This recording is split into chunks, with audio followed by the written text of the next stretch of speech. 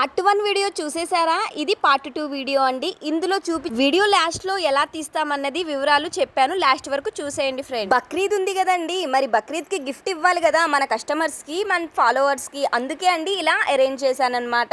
ఏముండో ఇంకో విషయం, only comment పెట్టి లైట్ తీసుకోవడం కాదండి, ఫాలో చేసి కామెంట్ పెట్టాలి. కామెంట్ పెట్టి ఫాలో చేయకపోతే అది చెల్లదు. ఓకేనా ఫ్రెండ్స్? మీకు నచ్చిన కలెక్షన్ కూడా తీసుకుంటే మీకు ఇంకా 70% ఆఫర్ అయితే ఉంది.